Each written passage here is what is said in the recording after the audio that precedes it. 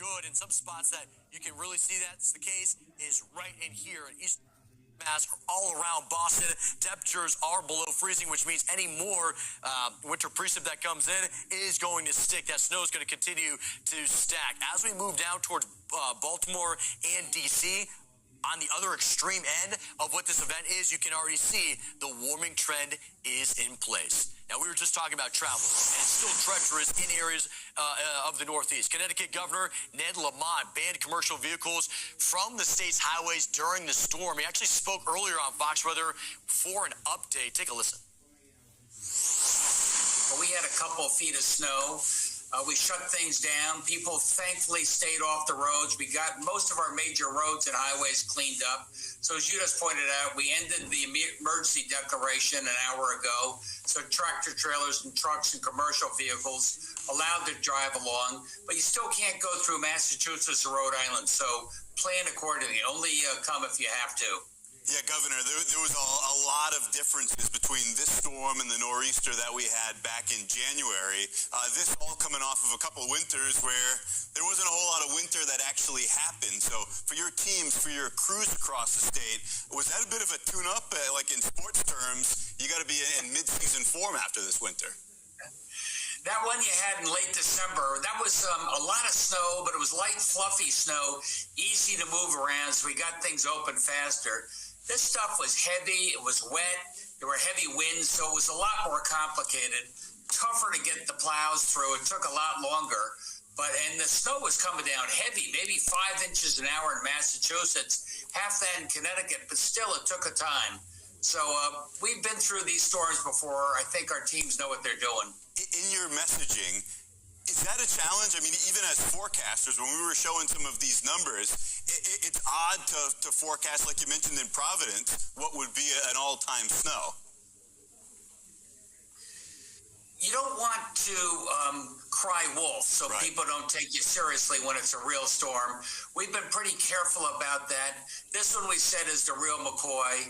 Make sure you get your phones powered up. Make sure you have some food and water. Make sure you know how to find grandma or your great uncle so you can take care of them in case of need. Make sure you know 211 where the warming shelter is.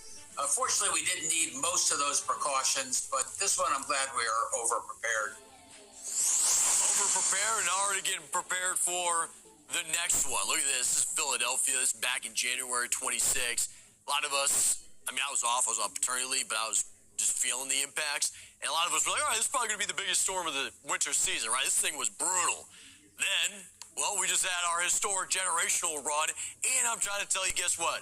We have more storms. I do want to build some awareness. The ones that are coming in here in the days ahead, nowhere near the same intensity as what we just experienced, but it's right on the heels of that. And that in and of itself can be problematic. So when does this all start? Well, catch your breath. It starts tomorrow, and you'll start seeing this sweep through the Great Lakes. The low stays in Canada, but the southern side of that still produces some snow all the way through the interior Northeast, which was kind of spared from this event, but it will impact areas of the I-95 corridor. And then you get into Thursday to Friday, right? It's back-to-back. The active cycle just continues on. This will be a Tennessee low that sweeps through. So here is tomorrow through Wednesday, the greatest totals married to the southern shores of Lake Superior, up in the Upper Peninsula, Marquette, and then you get out towards Alpena in the northern mitten of Michigan, and then maybe out towards the Tug Hill Plateau. Everywhere else, you're looking at several inches of snow. So showing you how this will take form. This is mid-morning tomorrow. You'll see this warm boundary that's in place, which is keeping the snow level or the snow confined really to the north. And what you would expect for the latter half of the season, where it's really difficult to get the snow to actually stick at times, and then you get that cold front that sweeps through Wednesday night. Then we get into Thursday and Friday, and I think the biggest problem is everything that we just experienced outside, does that get cleared up? No. And then you start looking at the mixed precip, that bag that unleashes out towards the same spots that we were just talking about. Philly, throughout Jersey, New York, and then up into New England, and all of that is going to fall on top of what we already have outside. And with multiple systems coming through, with multiple cold fronts, that allows the temperatures to dip at times, and potentially some of those wet spots that are out there, well, that becomes an ice rink in the latter half of the week. So that's the active cycle that's continuing on. We're going to stay active here on Fox Weather by showing all the videos you have given us. This is Queens, New York. This was just yesterday. Kind of beautiful, serene. From this vantage point, you can kind of hear the wind starting to howl, and then you're looking along the beach and just all that snow that continued to drop. This has been a generational blizzard. We're going to unpack those historic numbers after the break. Stay with us.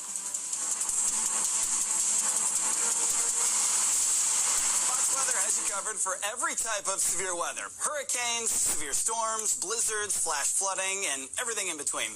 Electrical hazards can linger for days after a storm, and those hazards include the risk of fires breaking out in your home. So what can you do to help keep your family safe from that risk?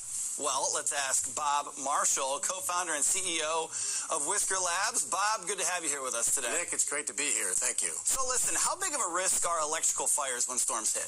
Well, I mean, electrical fires overall, there's 50,000 electrical fires in the U.S. every year. It's one every 10 minutes. And certainly severe weather, we know, wreaks havoc on the grid, right? So power surges, power outages, they can create risk and safety issues in your home and in the community. One every 10 minutes is terrifying. Yeah. And you're not just the co-founder. You have a heartstring tied into this company because this impacted your sister-in-law not too long ago. Yeah, unfortunately, my sister-in-law's house burned down several years ago from an electrical fire. Terrible fire. They lost a pet. Just devastating. They lost everything. And I'm a technologist and engineer, and I challenged our team. I said, why can't we come up with a product that would actually prevent these terrible fires that impact so many homes? And we came up with a product called Ting. I mean, so it is literally a simple plug. Super smart plug. You plug it in, you connect it to Wi-Fi, and one single sensor monitors all the wiring in your home. We detect the problems, the arcing, the loose connections, the damaged wires that would cause fires, and we prevent 80% of electrical fires. So had your sister-in-law had Ting, she would have been okay. We would have prevented the fire. I mean, every time, so 20,000 times now, 20,000 homes and families, we've detected problems that would otherwise cause an electrical fire, and we've prevented those fires. So that's what we're passionate about. We are passionate about protecting our customers, their families, their homes, and, preventing fires and literally saving lives. So I see that you brought this in, and this is a result of an electrical malfunction. Yeah, that's it. I mean, it's all about prevention, right? I mean, so you think about it. I mean, Ting is the most innovative product for fire safety since the smoke detector. I mean, the smoke detector is always required, doesn't replace that. But a smoke detector only tells you that you have a fire after it started. Ting detects the problem before it started. And what we do every day is prevent the fire. Ting not only prevents fires, but it also monitors power outages, yeah? Yeah, so part of, when you have Ting in your home, you get a notification instantaneously. If power is out, you have a power surge, even if you're not home, right? So, the network of Ting, when you have Ting in your home, we have 1 million Ting sensors. You become part of the network, and we monitor the utility grid, right? So when you've got severe weather, as you all deal with every time, it is so critical that we inform communities and we provide data to first responders and police and fire so that they know which communities have power so that they can, you get to the recovery. Unbelievable. This is something everybody that owns a home needs or rents an apartment or what have you. Bob Marshall, co-founder and CEO of Whisker Labs, thank you so much for being here. To learn more about how to help protect your home, visit tingfire.com or scan the QR code on your screen to help keep your family and your home safe. Mom, we're so glad you're feeling better. You gave us such a scare. I know, honey. Me too. But I want you to know I'm at peace with my home going when my time is up. And did I also tell you that I got coverage for my funeral so you and your brother would not have to worry about expenses? I didn't know you were saving money for your final expenses. I haven't. I called Open Care, and with one phone call, I was eligible for $30,000 for my funeral and final expenses. That's wonderful, Mom. But how did you pass your medical exam with your health condition? Oh, that's the best part. No medical exam is needed. That's right. And my rates can never increase, my benefits will not decrease, and my coverage will never be canceled. Mom, I'm so glad you called. You can now get up to $30,000 in life insurance coverage to help pay for your funeral and other final expenses. There's no medical exam, and you can be enrolled with just one phone call. Your rates can never be increased, your benefits can never be decreased, and your coverage can never be canceled. Call the number on your screen now and see how a final expense life insurance plan can help you. We don't want to leave our loved ones with debt. The cost of a funeral can be $10,000 or more. A final expense life insurance plan will pay up to $30,000, which can be used for funeral and other final expenses. Call 800-260-2598 now for your free information. You can now get up to $30,000 in life insurance coverage to help pay for your funeral and other final expenses. There's no medical exam, and you can be enrolled with just one phone call. Your rates can never be increased, your benefits can never be decreased, and your coverage can never be canceled. Call the number on your screen now and see how a final expense life insurance plan can help you. There's no obligation. Call 800-260-2598. That's 800-260-2598. Residents of group homes and their families. An important alert from Pintus & Mullins Law Firm. Every year, thousands of group home residents suffer from abuse, neglect, and injuries. If you or a loved one experience sexual abuse, physical assault, neglect, or any other injury in a group home, you may be entitled to significant compensation. Call us today and speak to one of our attorneys or paralegals for a free and confidential case review, or go to grouphomeclaims.com. I have a structured settlement and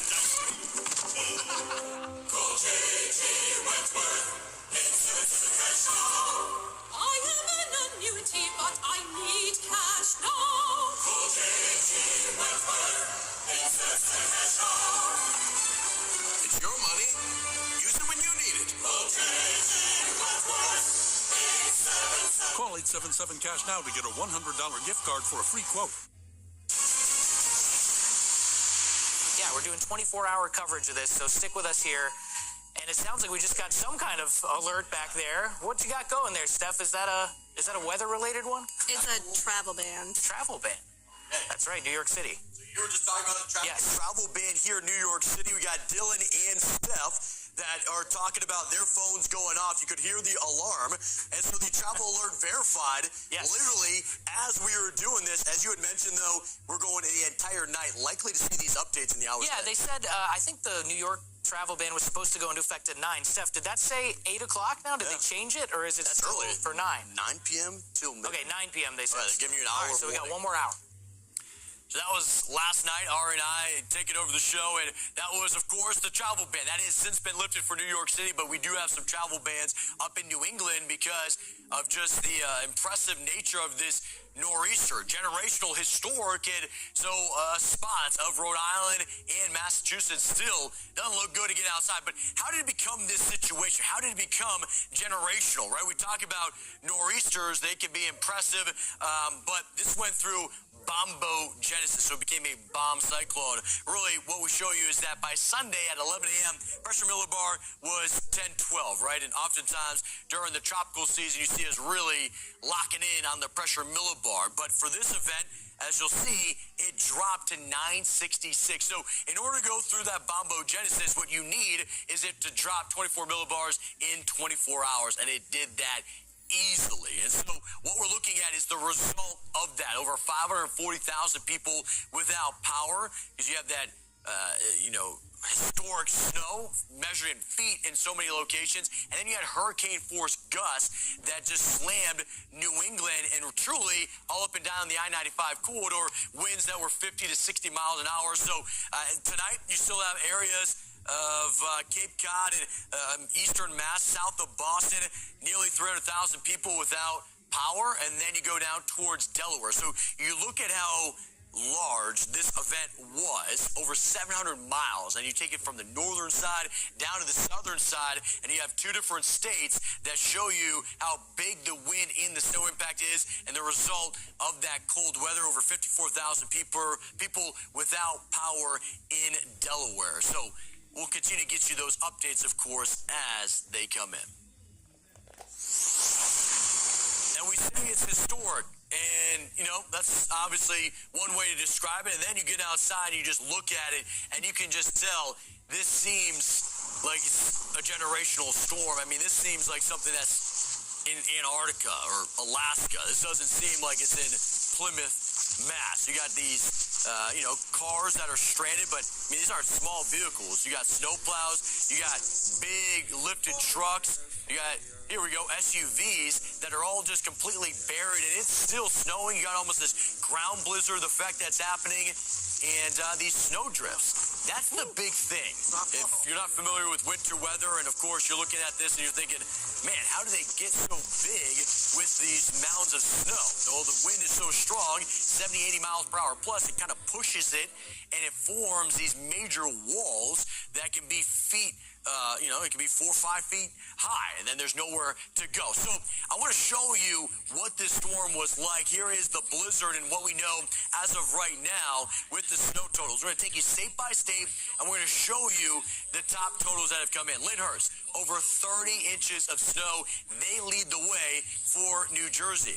But you get to other areas like Newark that didn't even crack in the top 5 for the Garden State, and they actually had their second snowiest weather event ever recorded. So even some of these cities that don't even make it on the list are having historic, outcomes from this. Then you go out into Long Island, and you have Islip. There's multiple locations here. You have Central and East Islip. They lead the way.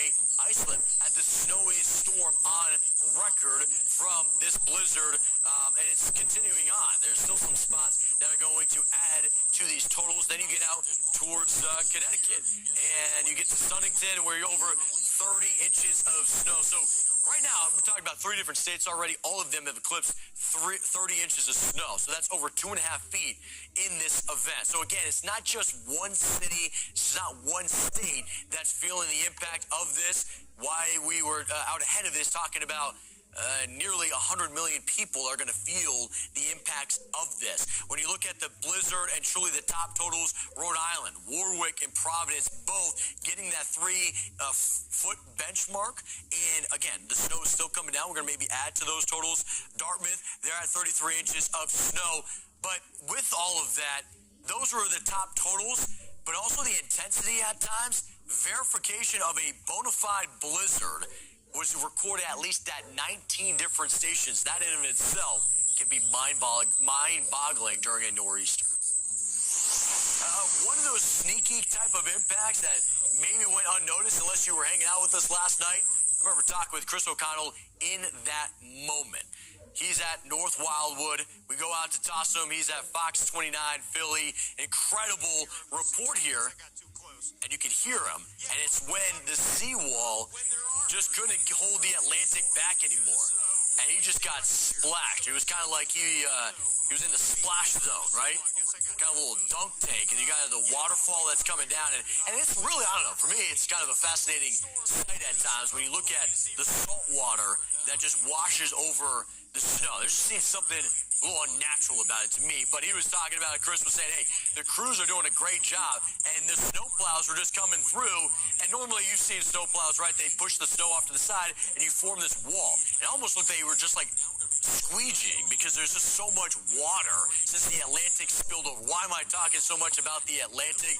Well, there's still some coastal impacts, and we saw that. And we've talked about the coast with the power outages, but we start giving you those updates, and an important one, many communities were worried about that saltwater intrusion that we were talking about. Here's where we stand. All of those coastal flood alerts have been lifted. So that is a great sign that there is no longer a concern. That's really speaking to the wind subsiding and lowering in its intensity. We do still have some spots that have minor coastal flooding from Cape Cod all the way down towards the Delmarva. When you look at the waves, really impressive. This was all over Nantucket and Cape Cod just hours ago, and then you look at this now, thankfully, starting to push off towards the east and northeast. Because this is a nor'easter, it's going further out into the Atlantic, and no concern about an ebb and flow, no concern about the next high tide cycle as you're already watching the water retreat. Because here's the good thing, now the wind has shifted and no longer out of the northeast like it's named after, it's all out of the northwest, which is going to push that water back out of these inlets in those bays, and thankfully seeing those improving conditions all up and down the East Coast. All All right, so we're kind of getting to the end of this event, right? And a lot of people are excited about that, and they're hopefully saying, hey, this is the end of winter and all these storms. And I'm here. I'm just the messenger. We do have some more, and it's not too far away. This was back in late January, which many thought was going to be the biggest storm of the season. And then, well, lo and behold, the last 48 hours said, nah, that's the biggest. Well, what we're looking at for tomorrow is a quick system that's going to be moving through the Great Lakes, through the Ohio Valley region, and into the interior Northeast. This is nowhere near the intensity of those other storms, but it's going to fall on top of everything we just saw. A lot of that's going to be into the interior Northeast, hopefully sparing some of the cities that are just trying to recover and dig out from what's happening now. Then, after that, we fast forward to Thursday and Friday, right? One event ends on Wednesday, and then we cycle right back in Thursday and Friday. So temperatures hover right around freezing from the Midwest, Ohio Valley region, and into the Northeast. And that's important because you have so much liquid moisture that's on the ground, right? We have snow, but it was this wet snow, and a lot of this is going to melt just because temperatures have been warm.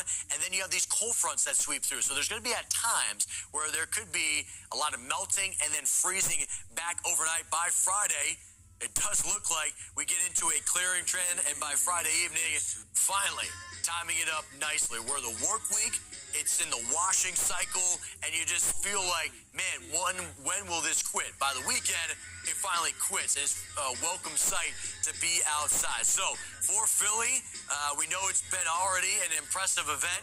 With what we've seen from Sunday through today, we do have some more active weather in the middle of the week, and then by Friday and Saturday, warming up. I mean, Saturday looks great. A bucket list day to get outside into the mid-50s, even for Boston, where it's still quite cold. The wind stiffed out of the north. You may add a little bit more snow Wednesday and Thursday. Not a major event, but a little bit more snow. And then by Saturday, you'll be into the mid-40s with that heat. I want to show you an incredible visual from the Statue of Liberty. This was late yesterday during this storm as the nor'easter was strengthening. We posted this on social media, and over 11,000 you said, yeah, it looks pretty good. We got some more good stuff after the break. Stay with us.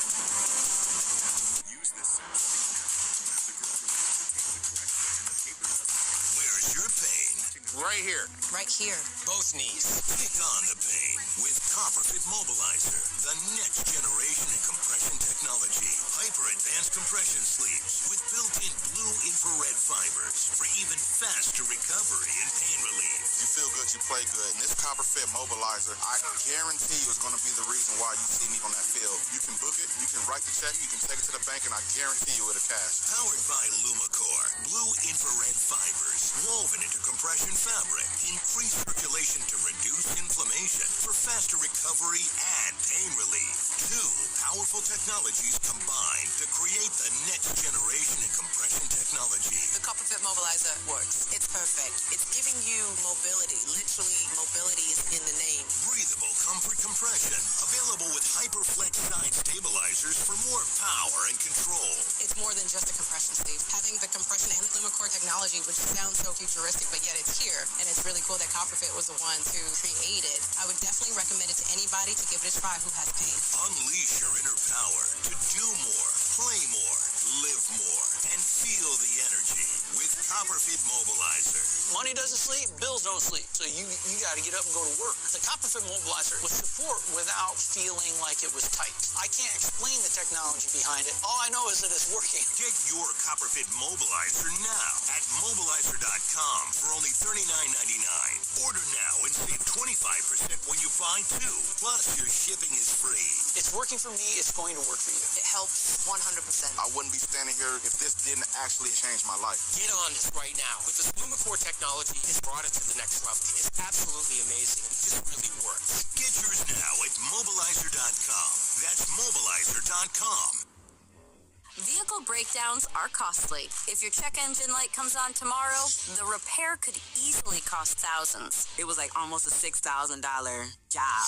But with Endurance, you could never pay out of pocket for a costly repair again. Plus, your rate stays the same no matter how many claims you file. I've had 5 claims for over $12,000. Who's going to pay for your next car repair? You or Endurance? Call right now to get $300 off any plan. Residents of group homes and their families. An important alert from Pintus and Mullins Law Firm. Every year, thousands of group home residents suffer from abuse, neglect, and injuries. If you or a loved one experience sexual abuse, physical assault, neglect, or any other injury in a group home, you may be entitled to significant compensation. Call us today and speak to one of our attorneys or paralegals for a free and confidential case review, or go to grouphomeclaims.com. And welcome inside Fox for the Live. I'm Steve Bender. We're going to continue our coverage of this historic nor'easter that is impacting the New England region right now. I mean, this has been a generational blizzard that has led to staggering snowfall totals, widespread power outages, and then visuals like this, which can almost feel like you're in the frozen tundra out into Antarctica or into the Arctic. But with all of that, you have millions that are buried under more than a foot of snow, and they're just trying to dig themselves out. So we're going to give you more visuals like that and talk more about what we have seen throughout the day as we get you caught up on everything that's happened, what you can expect tonight, and then we got more in the chamber, more storms, so we'll get you prepared for the days ahead. Here is Providence, Rhode Island, which took the absolute brunt of this. I mean, the blizzard that we are experiencing, or we felt over the last 36 hours, well, it's officially rewritten the history books for Rhode Island. With 3 feet of snow there, Providence had the snowiest winter storm they've ever seen. Let's bring in Fox News multimedia reporter Asher Red, who's in Providence. And Asher, you and I were talking not too long ago, and I could just hear in your voice how difficult it is to just get around, because every time you take a step, it almost feels uncertain, and it almost feels like you're going to go knee to waist deep into the snow.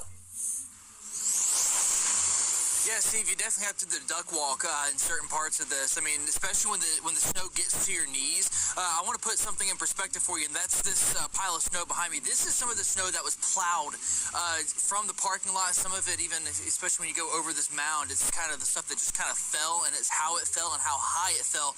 To put it in perspective, my wife gives me a really hard time for being 5'9". This is taller than I am, but I just want to put that pile in perspective for you. And if we're walking over this way, 42,000 people without power in the state of Rhode Island right now, and we got power crews. This is a good sign for those 42,000 people, because we've got power crews that are getting their trucks, they're getting the snow brushed off their trucks, and they are ready, getting ready to go, I should say. And it looks like more crews are walking out, getting more of their trucks, getting in the driver's seat right now, it even looks like. So we're definitely ready to see some of these people get their power back on. You might remember recently I was down in Nashville during that ice storm down there, and we saw what no power can do, just leaving people without power for that long. It gets cold in the house, so we've got power crews all around us. You might not be able to see it on the camera because it's still, pretty snowy out here, and it would be reflecting off the light, but you just lights all over the place of people who are just trying to get that power back on. Now, I will say, at our worst, we had 60-mile-an-hour wind gusts here, and it ended up blowing around 33 inches of snow on the ground, which is a record breaker here in Rhode Island for this time of year. This is 4 inches taller than the snow that we saw back in 1978. At its about 3 or 4 hours, we've been getting the occasional wind gusts of about 30 miles an hour, and it's just blowing the snow around. Some of the snow is on the roads. We've got snow plows out there right now that are trying to get things cleared off. There's actually a snow plow going right there, but it's they're trying to get it all cleared out so that people can drive on the roads. Those people, and this is a fun fact for you, the people who were in those plows, the ones who work for the state of Rhode Island, have been at work since 2 p.m. yesterday, and they will not stop until those roads are clear, and we'll let this tractor come through because he's got a very important job to do here in plowing out some of this snow. And we've even seen snow plows getting stuck in this stuff, and they're having to get shoveled out and pushed out even. So this is the scene here in Providence, Rhode Island, and this is a common thing to see tonight. Steve? Yeah, we start looking at this here, how impressive the event has already been, Asher, but then we start looking at the snow is still coming down, light in intensity, and then we have another round of snow that's coming in. I want to ask you, what was it like seeing this as you woke up this morning? Because snow rates, I mean, when you start talking 3 to 4 inches per hour, that's tough to fathom. And then I mean, then you're in it, right? What was that like? Yeah, it was interesting, so I'm on the ground floor of the hotel I'm on, and you can see just the snow was piled up on the sliding glass door. And it was just, piled up maybe, 6 inches or so, and then it grew as the day went on. And I'll tell you, you mentioned that the snow is, kind of coming in, and it's there to stay at a rate of 3 inches an hour. Well, when it gets over 2 inches an hour, they can't plow the roads here in Rhode Island. So a lot of these roads went unplowed for a while. Some people didn't heed the travel ban warnings, and they were getting stuck in the roads before the plows were even able to get on them. Yeah, and Asher, they're trying to work around the clock to help things out, but we have more snow on the way in the days ahead, so we're going to unpack that as well. So thank you for that update from Providence. Asher, we'll continue to talk through the evening time. We're not going to go far from Asher. We're actually going to go just to the north of there into Boston, where it was a whirlwind event. It almost looked like maybe we got a little snow-nado. We got a little dance right now with the snow as this is coming in. But this was a brutal event when it finally started to hit. Let's talk more about what we're seeing in Boston tonight as it still remains active. Fox Weather's Brandon Campbell is there. And Brandon, it seems like for you, this is a spot where the wind just won't quit. It won't. And of course, it's up and down, very inconsistent in the area. But yeah, all day it's been those wind speeds and then, of course, the snow. It has not stopped yet. If anything, I think we're starting to see an increase in the size of the snowflakes, and you can actually see some details in them, which is pretty cool. But it's late outside. We're right next to a park here, and there's not a ton of people out. I think most people are like, okay, it's cold outside. The feels like temperature is 18 degrees, so they're kind of going in. But there's still some people out here just still trying to take in all of the new snow that they have. And just for perspective, guys, I know you see all of these snow mounds at this point. Many of those are taller than I am. This is snow on top of snow. And when I say that, I mean Boston has dealt with multiple snowstorms since January, and the snow hasn't been able to melt. It's just been cold here, so they push it to the side. They bring it to snow farms throughout the city. They have about 13 of them, but some of it remains in place, and it's just covered up with new snow. So that's what happened. We added on to the piles here in Boston. So today, for one, we're officially under blizzard conditions. Earlier in the day, the top wind gust was 68 miles per hour at Boston Logan International Airport. And also at the airport is where we've had 14.4 inches of snow reported. And at its worst, visibility was down to a quarter of a mile. I mean, just take a look at these videos. You can barely see anything. The wind was just really blowing that snow, just driving it across throughout this town. Now, here in Boston, we've also recently heard from leaders in a press conference this evening saying that everybody did a good job of hunkering down, staying at home. The mayor says they've noticed fewer EMS and fire-related calls than usual, so that's a good sign. She also said they had about 24 reports of fallen trees and some power outages, but many of those have been resolved here in Boston. Take a listen to what else she said in that press conference. The snow has continued to come down. The snow emergency remains in effect right now, and we need everyone to continue to stay home because going out can make things more difficult and more dangerous for our public works teams and for first responders. All right. Meanwhile, power outages remains to be a big issue. I mean, just between mid-Atlantic states going into this region, you have over 500,000 customers that are out of power, and about half of those are in the state of Massachusetts. So there's a lot of work left to be done for those crews who are still working in active conditions, which have thankfully calmed down from what we've seen earlier in the day, but they still persist. And if you're trying to get out, it's still not advised. You heard the mayor say it. The governor also repeating the same thing. And in fact, the governor has issued travel bans for the southeastern portion of Massachusetts along the coast. And that also now includes Martha's Vineyard. As of, I'd say, the last 30 minutes, they went ahead and included that. Now, if you're trying to fly, that's a whole nother story that's impacting people beyond this region. You know, flights are all connected, all those airports. Through Tuesday, we have over 21,000 flights so far that have been either canceled or delayed. And, you know, even myself, I'm trying to get out tomorrow. My flight the one I had booked at least was canceled for tomorrow morning. Trying for better luck later on in the day. We'll see what happens. But, I know we have a clipper system coming on Wednesday, so if you don't get out tomorrow, I guess it's good luck, right? I know. You might have to start looking at, can we take a boat out in the Atlantic and start, using that as a mode of transportation? Because there's really no option. Brady, I want to ask you about that because you're speaking candidly, for you, try to coordinate and travel, but you've been in Boston, you've talked with so many people, and we have another system after this. Like, what's the pulse of the city? Does it seem like, I know they're a northerly town, they're used to snow, but are they sick of it? Well, look, I was here a few weeks ago, and everybody was excited about the snow still at that time. Now, the pulse has changed.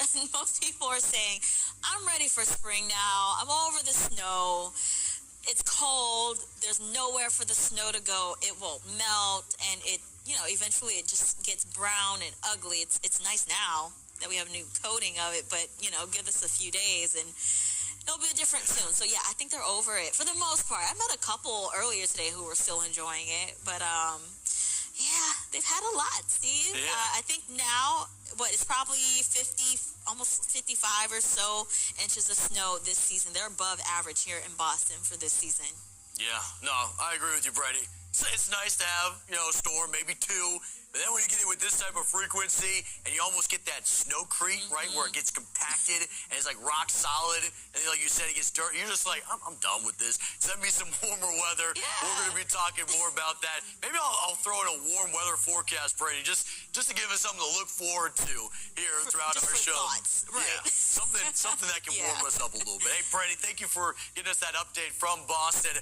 But as we were both just talking about, we do have another system, so we're going to get into that here in a moment. We do have to address how much more is left in this. You have Brendan Kopic showing you his visual here, and what an incredible job he has been doing throughout the day. An unsung hero. The Fox Weather Alert System showing you blizzard warnings that are still in effect, but he's got the quad box up, so many different vantage points, and these trucks at times that can be stuck, and people that he's been helping. And really, I think he's been going since 3 a.m.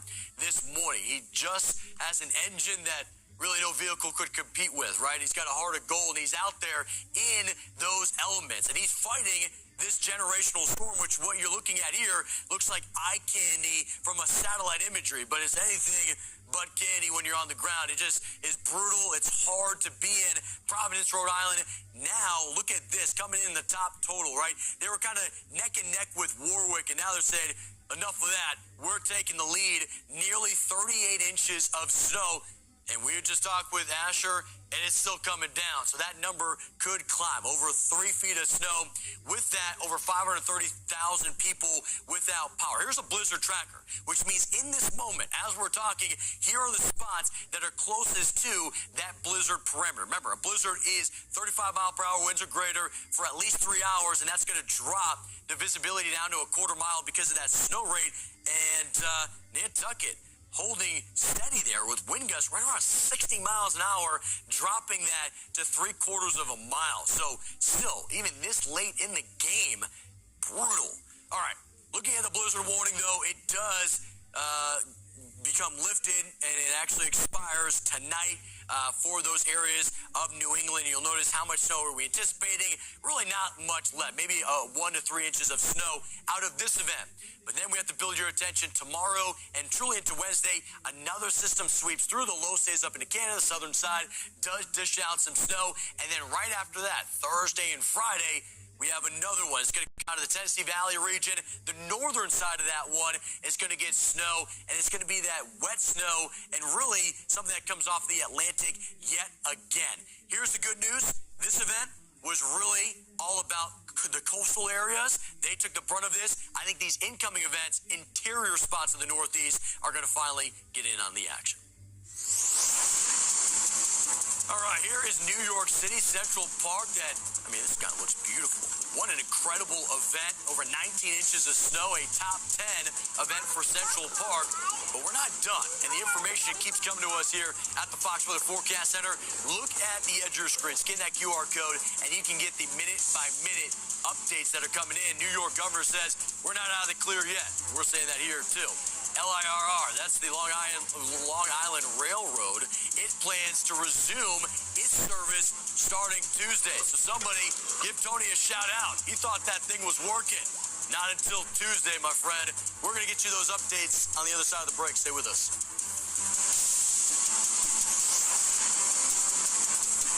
Muddy paws, dirty shoes, endless cleaning. Your floors never seem to stay clean. Now there's a simple solution. Meet Muddy Mat, the ultra-absorbent microfiber mat that traps dirt instantly. Engineered with thousands of advanced ultra-soft microfibers that are 5 times more absorbent than ordinary doormats. Muddy Mat doesn't just catch dirt, it locks it in. Whether it's mud, snow, sand, or water, every step on your new Muddy Mat leaves your floors spotless. And its reinforced rubber backing keeps it firmly in place. No more slipping or sliding. Perfect for your entryway, kitchen, bathroom, or even under your pet's food bowl, Muddy Mat absorbs up to 5 times more water. And when it's time for a cleanup, just toss it in the washing machine and it comes out looking as good as new. Dog parents, this is a must-have. My floors have never been so clean. Both Ruby and Blue came in covered in mud, and this anti-mud mat left their paws sparkling. I've got muddy mats all over the house. I even use one as a bath mat. It feels so good under my feet. It's so soft. Non-slip backing makes it safe too. With multiple dogs, I've always struggled with having dirty paws on the floor, but with this mat, I can finally stop stressing out about it because there are no prints anywhere. It's so soft and squishy. I've even found my puppy sleeping on the mat instead of his bed. It works so well, I bought 3 more so I could put them all over my house. You just place the Muddy Mat in front of the door and you'll save up so much time cleaning the floors. Go get one. Thank me later. Imagine the relief of coming home to clean floors every day. Call the number on the screen or visit trymuddymat.com or simply scan the QR code right now to claim an incredible 70% off and get your free Muddy Mat today. But hurry, this exclusive offer is available only for a limited time. Once they are gone, they are gone. Don't let dirt dictate your day. Join thousands of satisfied customers who have already transformed their homes with Muddy Mat. Act now. Clean floors, happy home. Call 1-800-707-4122. Trying to figure out what lowers your A1C can feel endless. It's not you, it's type 2. Type 2 diabetes is complicated, and it's different for everyone. Using a CGM like Dexcom G7 15-day can help patients see what works. I just didn't understand how my body reacted to different foods. When I heard that A1C jump from like 6.2 to 9.8, oh my goodness, I really got to get my life together. Dexcom G7 sends your glucose numbers right to your smartphone. See where your glucose is, where it's headed, and where it's been. With Dexcom G7, I think I can enjoy anything I want because I get the real-time feedback. I reached my A1C goal. I feel good about my future. Most Medicare patients pay $0 a month. Call now to get started with Dexcom G7 15-day and receive a free cookbook. Don't wait. Get started today. Welcome back into Fox Weather Live. We're talking about the impressive snow for New Jersey. Newark, by the way, records its second biggest winter storm as this blizzard buries the Garden State. But we're going to head down to the shore where conditions were absolutely brutal throughout yesterday and early today. Let's bring in Fox Weather's Katie Byrne, who's in Long Branch, New Jersey. Katie, you and I were talking yesterday, and you were saying this feels like glass that's hitting me right now. It's harsh environment. Tonight, feels a little bit better, but what's it look like out there on the shore? Well, it's pretty much white as far as you can see here, Steve. We've got a lot of snow on the ground. snow actually stopped a couple hours ago after nonstop snow for about 24 hours straight here in Long Branch and a bunch of other spots across the state. It's turned out to be one of the biggest snowstorms on record for the state, and we're going to wait and see what we have when it comes to those final measurements, because we're still waiting on some of those, and that'll really tell us where this stacks up as far as how historic it is for some spots. We'll wait and see for that, but we know that a number of towns across New Jersey are topping 2 feet of snow with the current stats that we have so far. We're going to see what we end up with. We did get the chance to drive around Long Branch a couple hours ago just to see what conditions were like, and I will tell you that streets in some spots are rough. The crews are doing the best they can trying to plow everything. I think now that the snow is tapered off, they're going to be able to get a handle on it a lot faster, but they've been working through the night, especially here in Pier Village where the boardwalk is, to try to stay on top of the snow removal. When we were out, we saw a number of things: down power lines, dark traffic lights, also out too, dozens of people digging out, and more than a few cars stuck in the snow. I spoke with the Monmouth County Sheriff earlier today. He told me they activated high water rescue trucks this morning to help any of those stranded drivers, and now the focus is going to be shifting on restoring power to the tens of thousands without it across the state, but they're waiting on conditions to be safe enough to do so. The county continues to work as hard as I've ever seen them work of late. We have 25,000 customers in Monmouth County without power right now. The JCP&L crews are still, the linemen are still staged. They're not working until the wind calms down a little bit.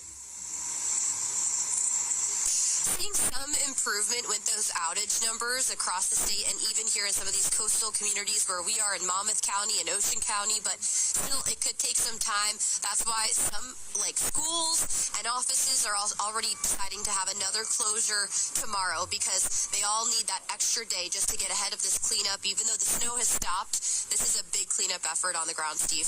Yeah, Katie, you just kind of mentioned the big cleanup effort. Schools actually staying closed. I was really surprised where I'm at in northern New Jersey. I got a notification school's gonna be open for my little daughter. I wanted to check in with you and your family. I know they're in Philly, and I mean they didn't miss out on this. It was a big event. What's it been like for the fam? They ended up with a little less than a foot in the Philly suburbs where I live. So my husband and the baby went out and went sledding today for a little bit and had some fun. The sledding hill was very busy with folks. We're still waiting on the call from the daycare tomorrow. They haven't made it yet. I think it's going to be a delayed start. That's what we're planning for. I mean, it's pretty late, right? Like, we're in the evening time. They got to make that call. But yeah, fingers crossed, delayed start, or at least some type of help for you and your husband. Hey, Katie, thank you so much for giving us that update from Long Branch. We'll continue to check in with you. But as Katie mentioned, this has been historic, not only for the Garden State, just in general. You look at this as a generational storm. Here at the Fox Weather Forecast Center, we've been able to confirm blizzard conditions at 19 different sites. That stretches from New York through Massachusetts, and that does include big spots like Central Park, where they had a top 10 all-time event. So let's take a closer look at some of those moments here where you look at the widespread nature of this, right? We'll go from where Katie was at on the Jersey Shore and start showing you all of those spots where you had blizzard conditions. By the way, blizzard conditions are verified when you have 3 hours straight of 35-mile-per-hour winds or greater and visibility down to a quarter mile. So that shows you how expansive this threat was. Remember, we had over 40 million people in that blizzard warning. We take you to Providence. If you missed out on it, Asher was there in Providence not too long ago, and he was absolutely buried in it. It was weird. Like, he was almost walking on top of cars because they had so much snow, and you just could walk right up it, and it's still snowing. So you're going to add to this total. You go to Islip. They had the biggest winter storm ever recorded for them as well. And by the way, these records, not only are they impressive when they're all-time records, I mean, they're shattering them by a couple of inches. That's not typically easy to do. So those are locations that are near the water. Then you start looking at Newark. And I say, yeah, you're not too far off the Atlantic, but you have an interior location, and they eclipsed 27 inches of snow, making it the second biggest snow event ever recorded. You got to go back to 1996. What if I told you I'm showing you those records and they're not even the top dogs? You start looking at Warwick, Rhode Island, 36 inches of snow along with Providence. And so you have 3-foot snow totals. And by the way, it's still coming down in those areas right now. And so it speaks to how prolific this event was, but also besides just the history book, what does that mean when you translate it to you at home and everybody that's up here in the Northeast? Well, we talked about a major snow event. That's going to bring a whole lot of weight. We say it's blizzard conditions, so that means a stiff wind, and that means power outages. There has been some improvements, but over 550,000 customers still without power. And so we're going to unpack more of this blizzard, this historic one, in the moments ahead. But I want to take you to this. We had boots on the ground all up and down the Northeast, from gusty winds to mounds of snow. It definitely hasn't been easy being out in it. Take a look at some of the highlights of the storm. I think it's just one I'll never forget because of the fact that we have the ocean right here and a completely white beach covered in snow. Visibility a little bit better as you make your way through the... you don't just sit.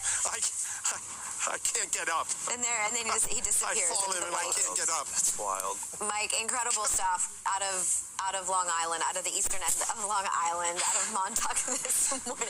Yeah, the snow drifts is starting to look a little bit more like something you would find in the Rocky Mountains. The wind was so strong, the icicles are kind of growing in sideways, which I'm from the South. I've never seen that before. This is a New York thing, and we like to just keep going even through extreme events like this.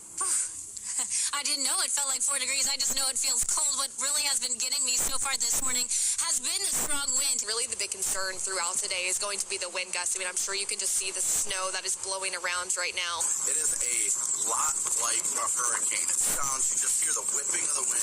Actually, we just got hit with a wave here over the seawall. I guess I got too close. We come here when there are hurricanes and tropical storms because of what we see right here. We're here, and as you can see, we've got multiple vehicles stuck over here. We got a plow trying to get this plow out right now. We've been trying to dig people out, but look behind us here. We got winds in excess of 60 miles an hour. Look at that over there. There's you can see the awning, the heavy snow just bringing down that awning along with the wind last night. We had 40-mile-an-hour sustained winds throughout the night. Complete blizzard conditions throughout the night. Actually, just saw a flash of lightning off to my right. That's the third one I've noticed just in the last 45 minutes or so. There's another one. We're definitely getting some lightning. And so those are some of the highlight moments of our coverage, but we also got some big moments from you. Look at this, Maywood, New Jersey, Brick Township. All of these showing you the intensity of this storm as we show you state by state, 13 different states impacted. So if you're at home and you're saying, wait, I got some photos and videos and they look pretty good and I want to share it, well, remember, you can easily do that by scanning that QR code and then tap the share it tab. If you're not in front of the TV right now, no worries. We got you covered. Go to foxweather.com/connect and you can upload it there. We'd love to see it and we'd love to share it. Stay with us. More Fox Weather after the break.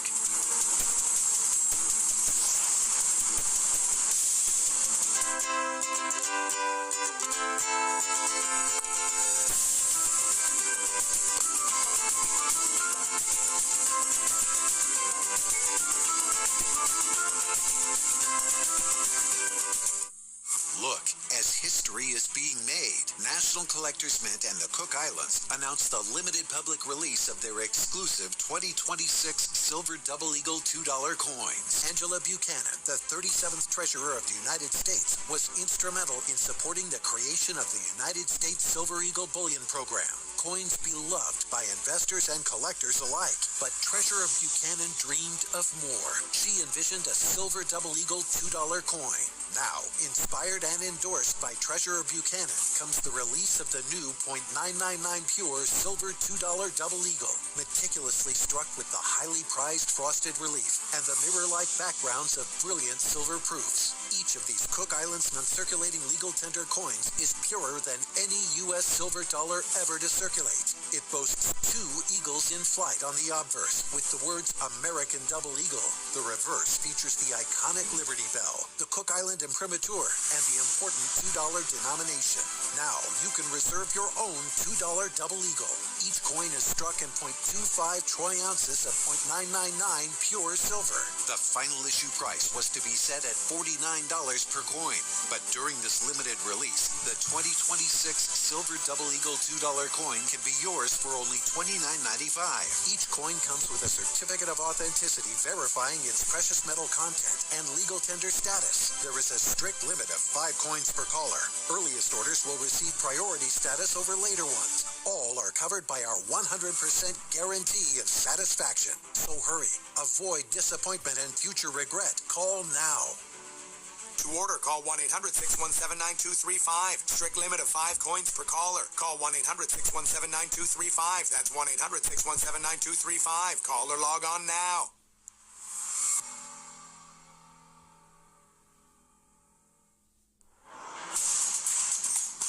Where's your pain? Right here. Both knees. Take on the pain with Copperfit Mobilizer. Hyper-advanced compression sleeves with built-in blue infrared fibers for even faster recovery and pain relief. I'm pain-free. The swelling isn't there. It really did work. Powered by Lumacore. Blue infrared fibers woven into compression fabric. Increase circulation to reduce inflammation. 2 powerful technologies combined to create the next generation in compression technology. Now I'm able to do more without pain. It's life-changing to me. Get your Copperfit Mobilizer now at mobilizer.com for only $39.99. Order now and save 25% when you buy 2. Plus, your shipping is free. Money doesn't sleep, bills don't sleep. You got to get up and go to work. The Copperfit Mobilizer was support without feeling like it was tight. It's working for me. It's going to work for you. Get yours now at mobilizer.com. And welcome back into Fox Weather Live. I'm meteorologist Steve Bender. Of course, we're tracking this historic blizzard and the nor'easter that came through over the past 36 hours. It's still going, though, and so we're not done just yet. We're going to talk about what's left in it tonight and then look ahead this week and talk about more active weather. Who's getting the snow? Well, it's the spots that have been in the bullseye. It's New England. Providence now leading the way with nearly 38 inches of snow out towards Boston and Nantucket. They're still getting blasted with significant wind and then that light snowfall. Looking at some of those top totals, though, Providence is not alone. Warwick getting 3 feet plus. By the way, Providence snowiest event on record, I should say, for this nor'easter. Looking at the wind reports, I mean, that's impressive in and of itself. We're talking about hurricane force gusts. But as I mentioned, we're not done. On radar, you can see that we still have some snow. So let's talk more about that. How much more snow we expect out of this event? When will it finally come to an end? We're looking at some of those impressive visuals throughout it all. And in the aftermath, there's a Fox Weather alert system showing you there's still active blizzard warnings that are in effect. Hanover, Mass, they have feels like temperature of 15 and it's tough to even see the road at times because of the snow. Now, we talk about the snow totals. That speaks to a really impressive, maybe isolated event. I think what stands out to me and for so many is just how widespread this impact was felt. Remember, at the height of it, we had over 40 million people in a blizzard warning, and that was about 700 miles long. Down East Maine, down to the Delmarva. Here's the verification. Fox Weather Forecast Center talking about 19 different sites that had the blizzard criteria. By the way, not every winter storm has a blizzard. That's tough to get. 35-mile-per-hour winds for at least 3 hours and then dropping visibility down to a quarter mile. Do any of these spots still have a potential to see that? Well, Nantucket, I mean, the gusts still remaining strong, 60-mile-per-hour winds, and they're over right around 3/4 of a mile right now. So even at the end of this event, still brutal outside. You look at the power outages, we are seeing this number drop. We're getting now towards 516, so about 20,000 customers got restored power here in the last 15 minutes. But still, the spots that don't have power, look at this. This is what they're fighting right now with that snow that's limiting the visibility. Oftentimes, by the way, power crews, they can't get up, they can't get the buckets up to restore that power until wind is sub 25, 20 miles an hour, and so it's still ripping and roaring, and we're going to see this through the night, and then by tomorrow is when we start to see some of the improvements, thankfully, in the Northeast. And so a lot, of course, that is going to be needed to clean up after this event.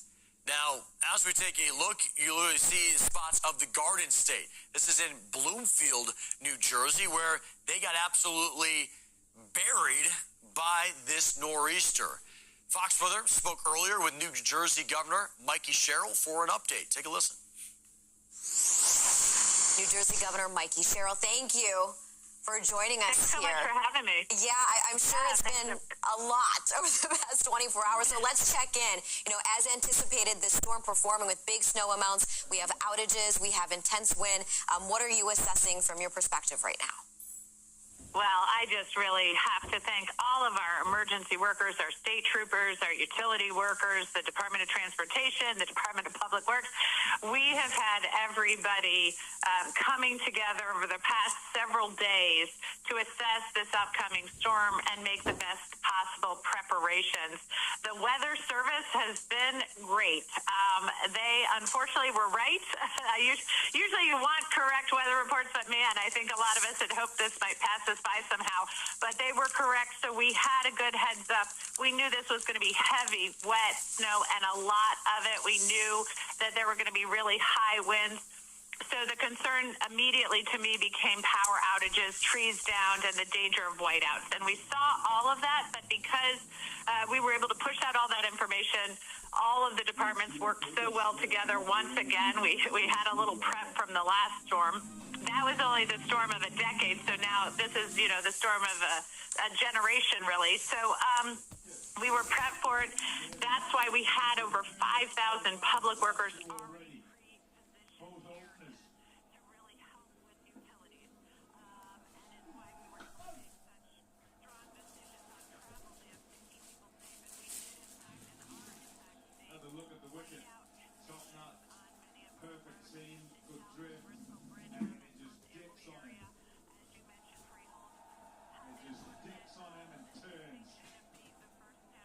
Thinks he's there to drive it, is nowhere near. Honestly, too, I mean, I've said this stuff to you, you've seen in the past. Snowdrift, whiteout, and then branches. Trees and branches coming down. A lot of that is in the JCPNL area. They've searched workers. I thought at times in the last couple of years he's gone to the arm ball even in the cockpit too much. This is full-time accuracy. That big finger stinger, which is a little stuck and deviates away of sealing at its very best in the early years. You feed a lot of top class players with it, and you started to say you need that help in what you do. But I think he hasn't bowled it enough in the last couple of seasons. There's a fielder there, Hetmeyer again. Oh dear, ball's gone. 3 down in no time at all.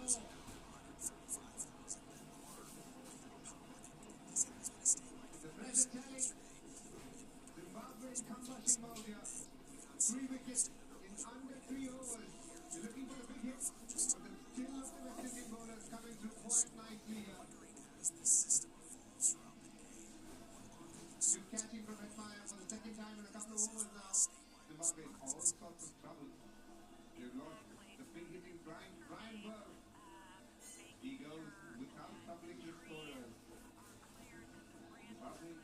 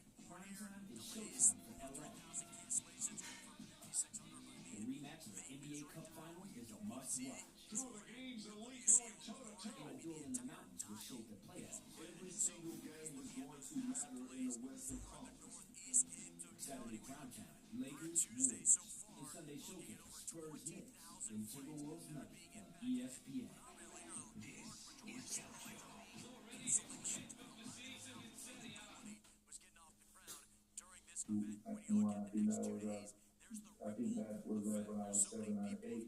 It got so bad my mom had to seek private special care for me. Following consultations, the suggestion from one doctor was sports. He recommended to my mom that if I started doing sports, he think it would play a great role in helping my lungs to expand a little bit more and get to regular programming just like regular kids. It took some convincing, but his mom, who sold in the market at the time, eventually gave in. And it worked.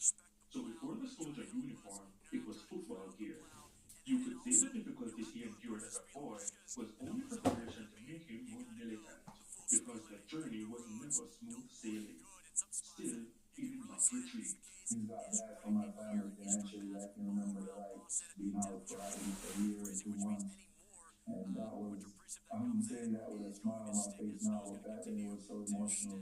It was just crazy because I don't think anybody else in my peers was going through anything like that at that point. I was so stressed out. I was like 2 months away from my CHC examinations too. The true test came after the results, as he only passed 4 of 8 subjects. At the then, it was almost like poetry in motion. His medical condition forced him into sports, and ultimately, that became his armor. I had to repeat grade 11. Luckily, I did sports, so I was ready to get repeat. 9 subjects later, he went on to 6th form and excelled. He then migrated to the United States in 2021. There were times where he did up to 3 jobs at once. This included working at Walmart and being an Uber driver. I had to be paying bills at home, my bills here, my rent, my car note, my credit cards, and a lot of stuff. I don't think it's too much when it comes down to my siblings because I love them. There's no more, I wouldn't move for them. But he gave up the many jobs and tiring work hours for a dream. I was going to be a soldier, and this is a lifelong accomplishment for me. He started the process in December 2024 and got enlisted in May 2025. He recalls his decision to leave Jamaica being made out of necessity. My mom got sick and her medical bills was a lot, so when the opportunity came up for me to come here, I said, hey, without a doubt, I'm gonna do it. Things went left, but in the end, they turned out right. I closed out on a real estate deal the other day. It was just a great feeling to see my mom that happy that she finally gets a dream of her own, basically for her 60th birthday. And I think that brings me more joy than bringing that my graduation from the U.S. Army brought me today. It's just, even looking back at it right now, I'm feeling more joy than I'm feeling for myself. With your ray of hope, I provide a line. Ray of Hope, brought to you by Courts has what you need to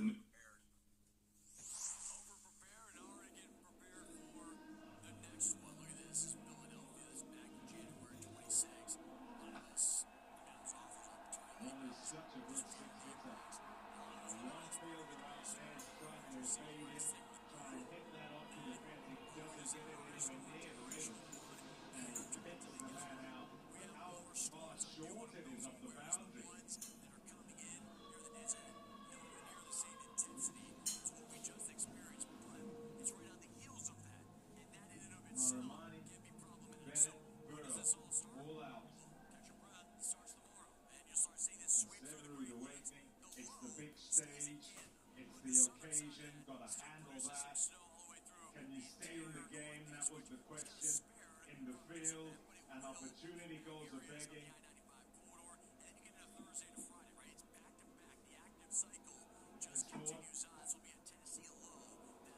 Yeah, an opportunity goes a begging, and I said at the time, sometimes you can get the red mist, and you're just trying to kind of get through it all, and you got to be able to sort of clear the case and start again each time as you go along. And there'll be many who will look and will say, oh, come on, you've got to be better than that. The stage itself is something to get accustomed to. And if you've not been there, you can be overawed by situations. And you feel like you Nicely played. Away for four. What a way to start for Dion Myers. Lovely shot this from Dion Myers. Not getting the swing that he wanted, anti-fold, and hence providing the width.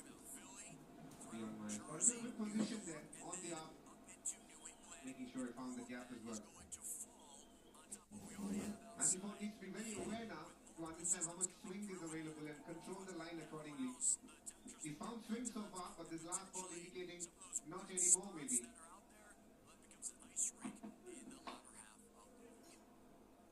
Get that away. Yeah, just to complete the point, you could feel like you're on autopilot and almost going in the wrong direction and difficult to shift the course of the play. And that's just about the big stage, the crowd that's here, the noise that goes on with every cheer for a boundary that goes, and the feeling of sort of loneliness as the bowler as you stand there and you've gone for 6, then another, and you've got to try and reel that back. And so at the big stage, you want to be at it once and then twice and then 3 times so you can understand yourself. And you can begin to think with clarity and operate how you desire on the stage. And if you think that this is a good crowd, well, at the next game, there are going to be even more people. Absolutely. Said it perfectly. I think in Chennai you can expect a bigger crowd. That's because of India. But today in Mumbai, it's a neutral game for the crowd. But still they've come out in big numbers, supported both teams. And that's brilliant to see. And that's what you want in a World Cup. A city that appreciates the cricket. And it's great to see Mumbai turn out in big numbers today. Nicely bowled. They're looking to try and get started. Raza. What you get in the World Cup is colour. A whole lot of it. The more the merrier. There's been some fantastic fans with the colours of their countries all in the crowd as we've gone through the group stage. And then many from the host country will adopt teams. Oh, QN. 25 for 3.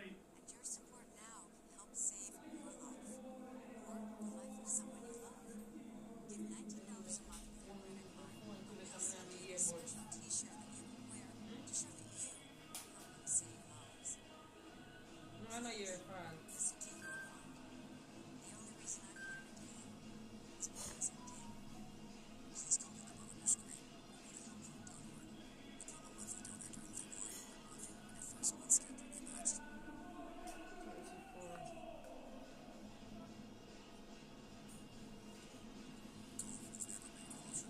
Look at the wickets to ball. Happiness for the West Indies. Yeah, they hit some good length. I think has been outstanding as well. We should talk about how when he just tosses the ball up, he gets that dip, and that's the old Achilles heel that he's used to seeing. And that's coming back, and that's good news for West Indian fans. There we go, more like that. And also, a little positivity towards Zimbabwe. It's just that West Indies at a similar stage, which is 29, 4 ahead. So it's all about having the belief that if you put a partnership together at decent clip, you can still find a way to get close. I'm not saying they can smash the score, but get close. Off the edge. Looking to go through the offside. Gone finer than he'd have intended, but he gets 4.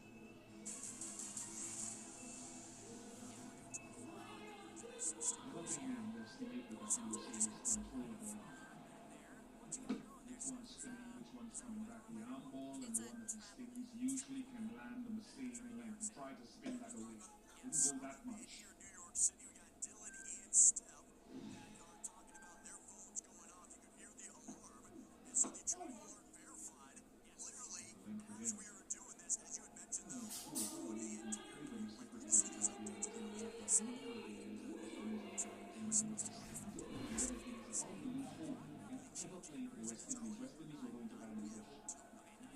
West Indies were going to Bangladesh.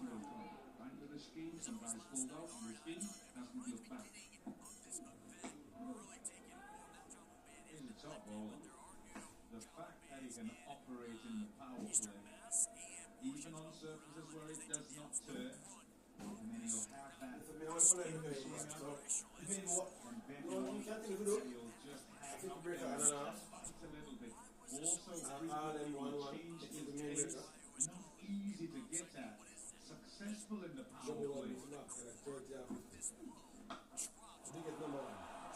Dean Miles plants one into the crowd.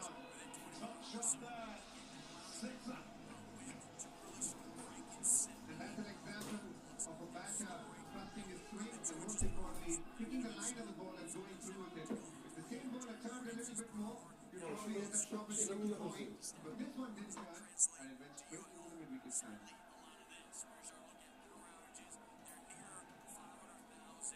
The top shot against the turn. To stay on it like he did.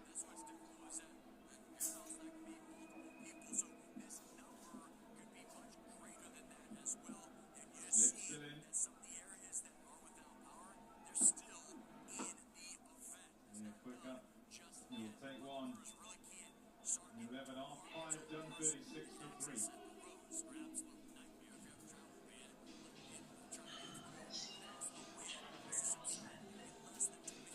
You want to buy topless or one mama on it?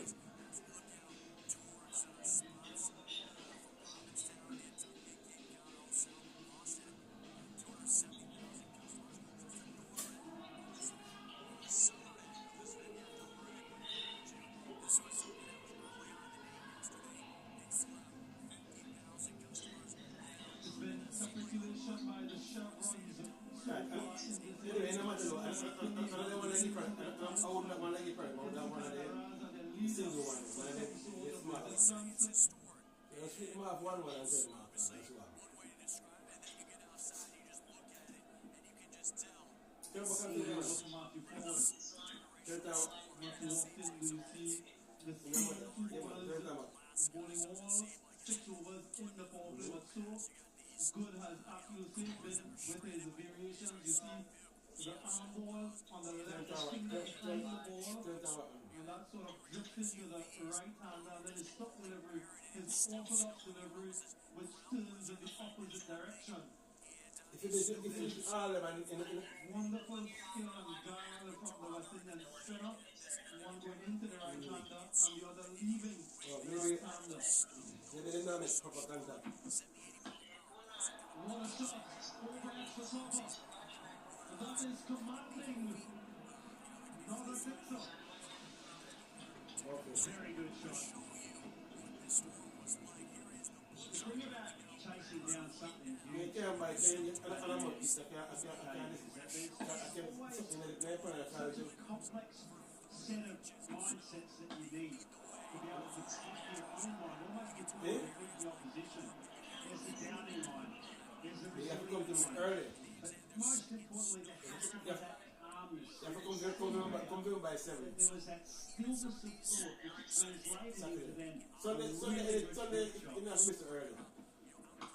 But Sunday, if you come Saturday, which may prefer still so we can get Sunday free. Can come to Sunday free. Yeah. Yeah, Stanley. Touching on Akil, the one thing I really picked up at the 2024 World Cup was he was very obvious in terms of the arm ball that he bowled. So he was always would release that rider. It's batters are able to pick up cues. You guys know better than most of you can pick up cues. It gives you that split second to be able to make a decision. But he's made that adjustment where he's bowling a little bit tighter in terms of that arm ball. And then you've got someone like Ford who swings it both ways. So you're both getting deliveries not hitting the middle of the bat. There's that one that comes back in forward and then one that holds line and goes away. So it's relentless from the bowlers at both ends. You feel like you're not getting anything. You have to take those calculated risks. Absolutely, and Shehub has demonstrated wonderful tactical elasticity in this tournament today. He's utilized his resources really well. West Indian bowling coming into this tournament was the topic of a lot of discussion. Was the weaker of the two suits good running there, but so far coming into this game, they picked up 10 wickets in the power play, add 3 to that tally today. And they've almost got the perfect ecosystem to do so this evening. Their run rate now 14 and a half.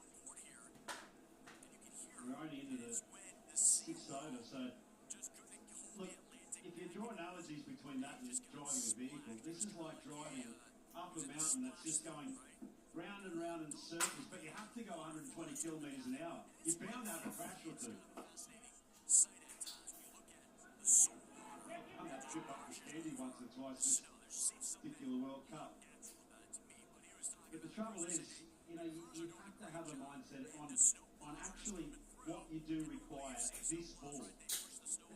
You're all thinking of the scoreboard pressure when you're having to try and chase. It's a horrible feeling. That's why it was such a special performance from the West Indian batting unit this evening.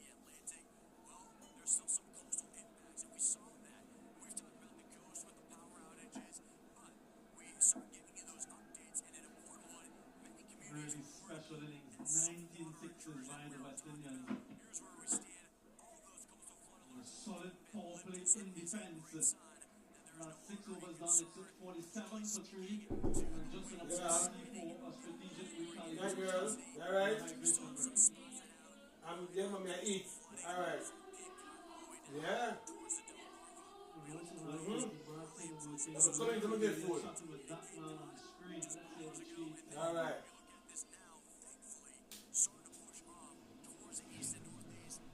Thanks for joining us. Unbeaten so far in the tournament. From a coach's perspective, what's pleased you most so far? Right, most of the things pleased me so far. Taking out the department, we have done pretty well. And we have been put in different situations or different scenarios, and I thought the guys have played well. In terms of fielding, obviously your expertise, when do you sort of have those discussions on when you attack in certain fielding positions and when you defend? Because T20 cricket, fielding those key moments is so important. Yes, it's very important. T20 is a short game, so for me, I always want them to be switched on because anytime there's a moment in the power play, very crucial, so we try to be aggressive in the power play, and when we come out of the power play, that is a major point in terms of when that opportunity comes, we must hold those catches. Speaking of catches, the coach has given you a little bit of stick about the odd drop catch, but the boys been really good in the field. How do you assess sort of their energy and their attitude? It is good. It's good competition. We have competition in our training, and they love competition. On top of that, we had them for a little while in terms of being in Dubai and then out of Dubai, South Africa. So when these guys come together early and they play together, we are a different unit. In terms of today and Zimbabwe, what challenges do they present and how do you guys get on top of them? Well, both teams came into this leg as the underdogs, and both teams been playing some good cricket. And we are ready for the challenge. I mean, as I said, any challenge comes along, our guys will be ready. All the best today. Yeah, thank you. Griffith, the Guyanese fielding coach of the West Indies, he'd be very proud of the way this group has performed in the field. 87%. The catching efficiency. We've seen some splendid catches in the deep. Someone admire has taken quite a few really safe field hands. We tend to sort of see the teams that do well in those activities are the ones that feel the best in tournament play. It's just a case of buying into the group, buying into the culture. What are we trying to achieve here, fellas? Having a really good, clear picture about what that looks like. And when you see catching percentages as high as that, it just means that all of those things that the coach was talking about, the competition in training, the belief that there is a team objective here, not just an individual objective. And those signs, they come through in the disciplines of containment and also the disciplines of little things like running between the wickets that have also been really impressed with this current West Indian T20 squad. I think one thing with so much cricket on at the moment, just the little intricacies about catching technique can sometimes go away from the game. You don't have that same intensity of training. And people are playing so much cricket, so doing that competition allows it to be under pressure, but also really specific and fun as well. And you know, as a group, what the types of players are and whether they actually rise when it's a bit competitive. We'll talk about a few different types of games that they play, and I tell you what, it gets heated in the team, doesn't it, when competition's on the line. Meadowlover's magician, Gudakish Moti, into the attack for the first time tonight. And what Ron Griffin also mentioned, Katie, is the amount of time you have with a group of players. So much cricket, as you mentioned, being played across the world. Not often you have the same group of players to sort of zero in on those feelings still. That's an added dimension that these guys have to contend with. Short of the version of the game that slows the margins down as well. So if you can do those 1%, it makes a world of difference. Yeah, Powell straight back past him. Couldn't get down on time. The 50 comes up for Zimbabwe. Pure power. Very good at picking gaps in the field. Typically known early on in his innings to actually go up and over the top, but the situation dictates that. Flat bat down the ground, just low risk.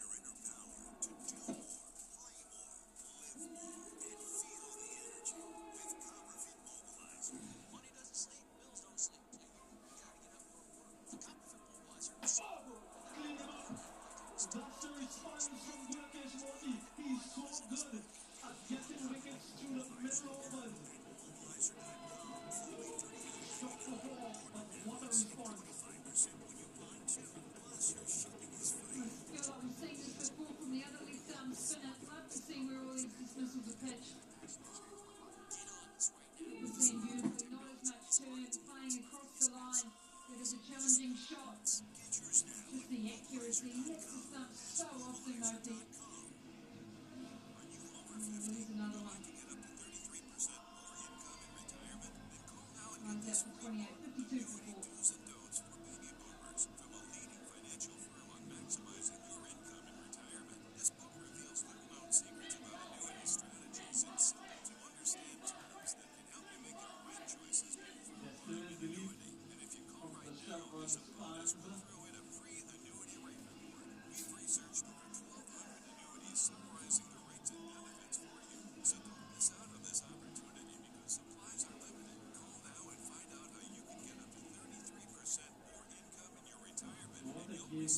So far from the West Indians, Tony Manyonga, the new batter for Zimbabwe.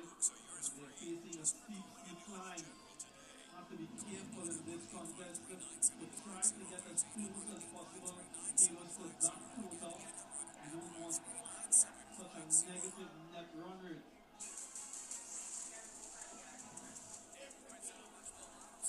Just in position, hunting for more. Almost sneaks under. There's a very real possibility that all teams in this group, all teams that have been unbeaten, coming into the Super 8, this is that big, just enough to beat that outside edge of the bat. Negation for Gudakish Moti. You don't want to have a huge negative net run rate that can come back to hamper you later on.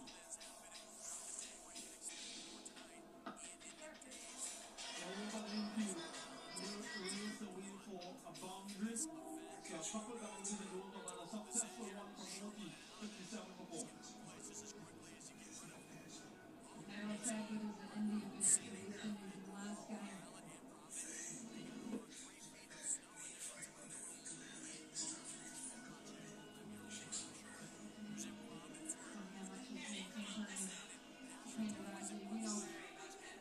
Scotland got one weight back at the hand, so just that trying to grip the bat is so challenging. This is top hand as well, so have a bit more encouragement to use the bottom one.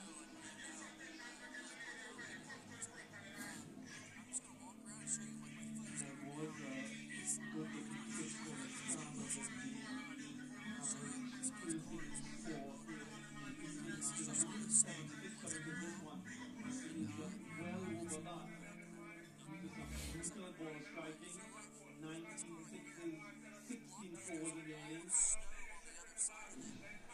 A record total for them.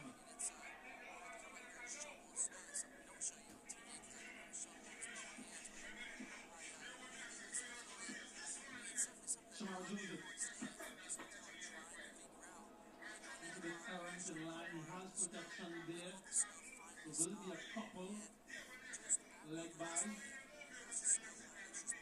It's the easiest element of a big run chase to forget about or not prioritise is just how much energy you get with good running between the wickets.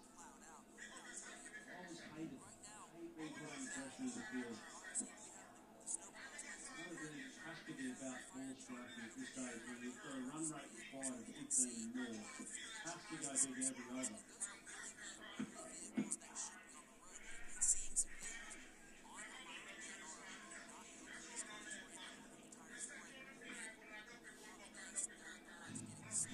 4 wickets and 4 catches. The last match of the 3 Orleans players with a broad smile on his face. What a performance that was.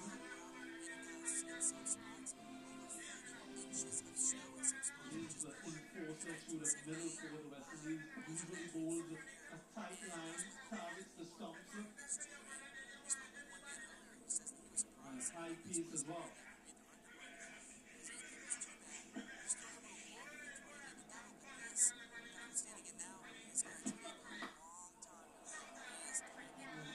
Just in the gap. This is what Sikandar Raja is trying to do. Oh, that's that one before. We talk about that extra pace over 140 km an hour. It's about you can just use that to your advantage. He's very, very good on the pull shot, Raja. And that's that sort of prop back where he pulls his front foot back, it comes across and he loads up that back hip, and it's all about an explode through. When you've got that extra bit of pace, you can use it to your advantage. Speed left, flamboyant through his feet. Staying nice and still. That was a feature of that night, as surgeons. Very good ball. Good awareness of what the batter's trying to do. He's trying to give himself width and use that pace, K. Martin.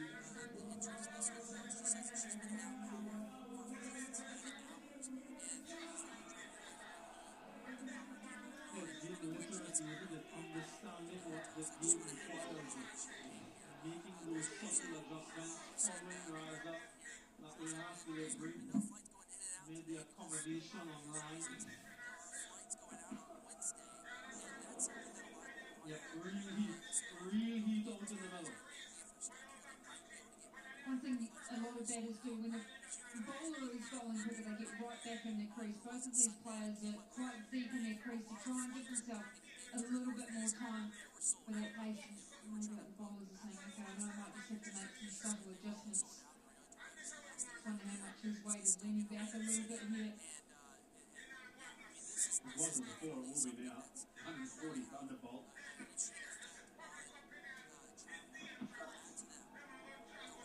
Good end to the oval. 65 before.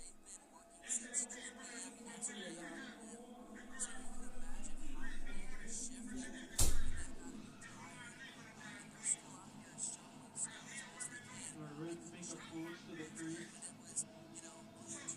Generating a lot of momentum. Accelerating incrementally, and then the bound and everything in the direction of the stump. That disparity in the wins, lots of wickets lost, which has really stymied the progress of Zimbabwe. It's always going to be a steep chase. So Moti will continue.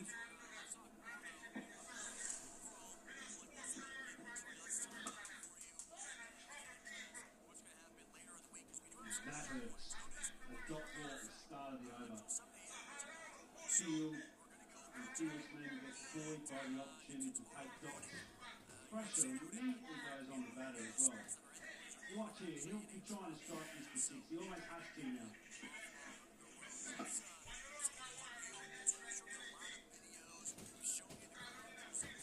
Oh, there was a lovely back foot punch just down to long line. High front elbow. Always happens, isn't it?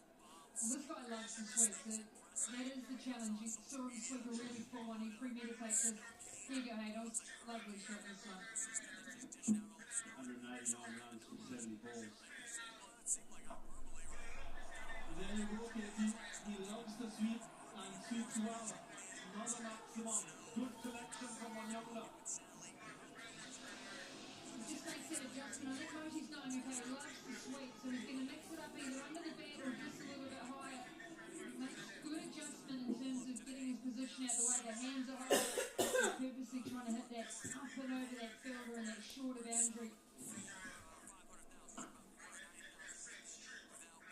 Well, Praza as well as he's moved down with the only shot at 50, so it's not the matchup that he would necessarily like.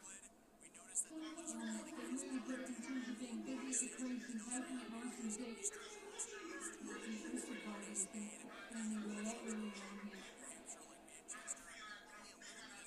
And at the last bit of over 100 kilometers per hour, so the micro adjustments are great with Moti as well. There are two ways you can go, either really slow for the batters who love to sweep, or quite quickly and full to try to get them LBW a hole. With the latter on that occasion, a very strong square leg side Wanyonga against the spinners.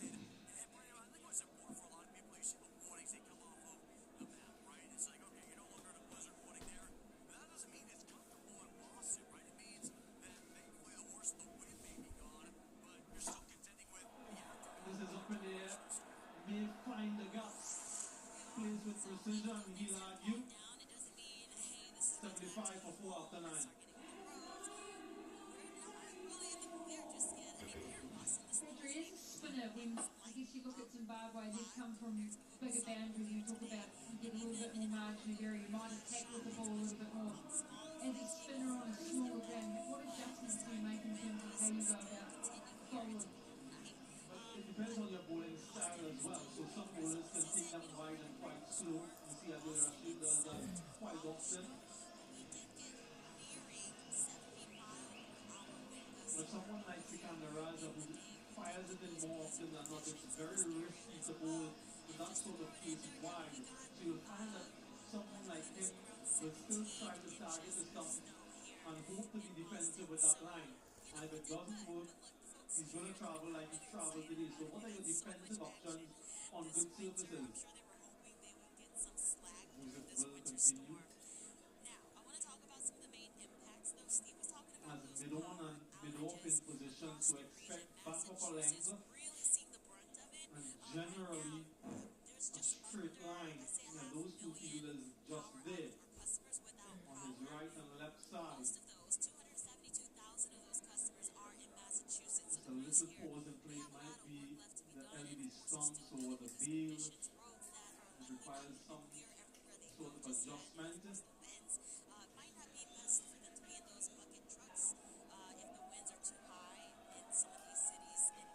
This partnership continues of 14. Right, the catching we've spoken about the efficiency from the Western Nation on admire. We saw a blinder from him in Kolkata, a one-hander, a stunner. They didn't get that right. That wasn't synchronized at all.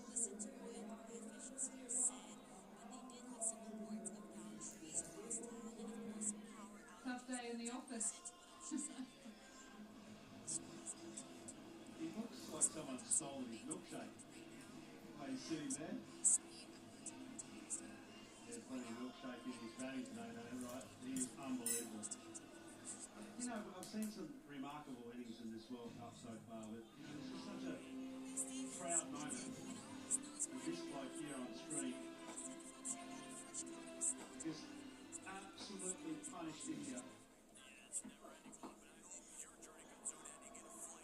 And he did so under immense pressure as well. That is one of the great moments in this World Cup. When you're 3 and 4 down the power play, honestly, it's so difficult to get any momentum. And with the Watt Brevis, it was simply sublime. Crowd was really intrigued. We met about last night.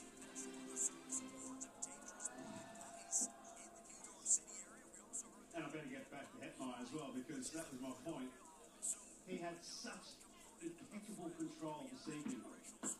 Didn't try and overhit anything. And I think after watching him for many years now in the IPL, I think he's actually genuinely found a source of reliable, trustworthy power hitting at number 3. He looks so solid and so in control. Nicole. He upped his ante against spin. We all know his numbers against spin are magic. And then his partnership as well. With Powell, just that they were going one-on-one. They were manipulating how they wanted to go about their set this evening. It was just perfection.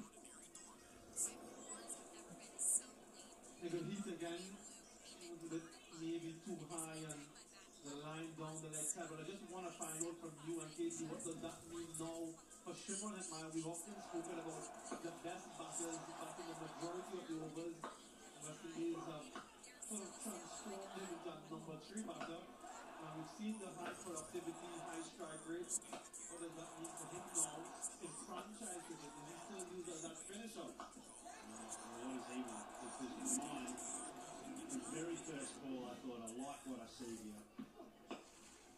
I'm telling you, you get your best hitters up the top.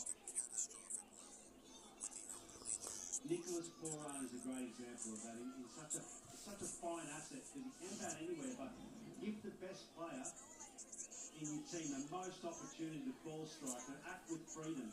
And his strength as well, Badri, is just his control against skin in these conditions is also excellent. You know, when those power play diminish and you get into the bulk of the overs, gosh, it becomes really difficult. Yeah, that's how to all the way for 6 by second allows that. That's using pace to your advantage as a batter. Wonderful display. He kept giving himself some room to try and get through the offside, and he kept following him. Stood still on this occasion. That old school pull shot, Matthew Hayden. Saw that as a 15-year-old get that high knee up in the start. That's gone out of the game. Maybe there's a bit of self-protection as well. And he's bowled nicely tight to him all the way through. It's sort of a safety shot in the end.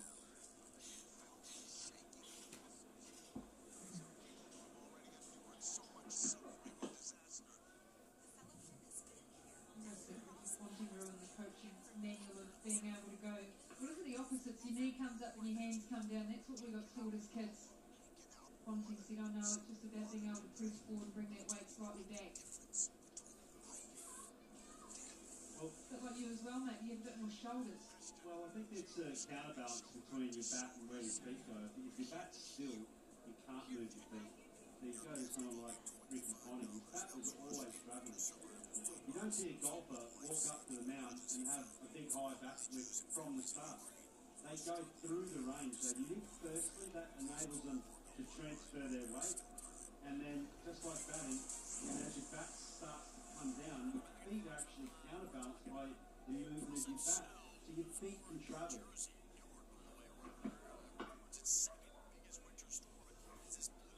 Wonderful. Back to the inside. 10 overs, 187 for 4.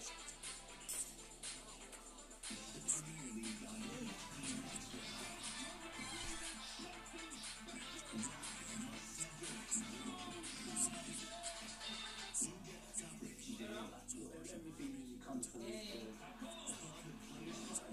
One of the best Premier League players, uninvited.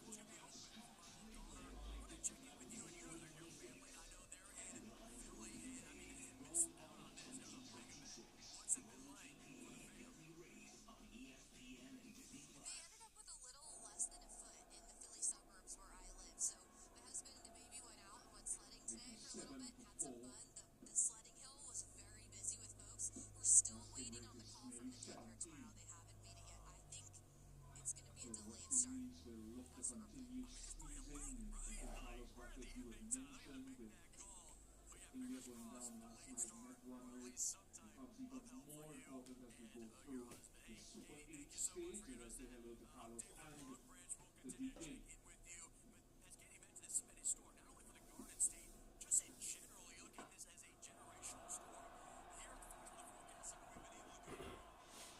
About 10 rows back from Sikandar. There's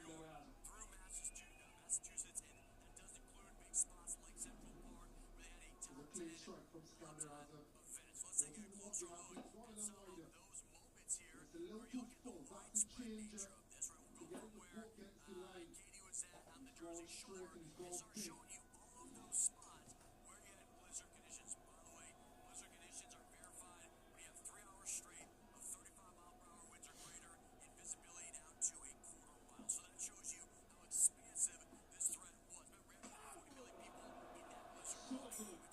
So very good, not for the first time tonight. We've seen it previously from Akil and then Moti and now Moti again.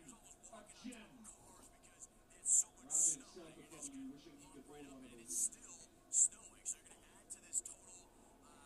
Outstanding delivery yet again. This is when you think as a captain, did I make the right decision to bowl first? Well, it's like a dry pitch. It's hot with wind turn, but clearly not. This pitch has a lot of turn in it. And the West Indian spinners are making merry. Sikandar, the skipper, goes for 27. Zimbabwe sinking down 94 for 5.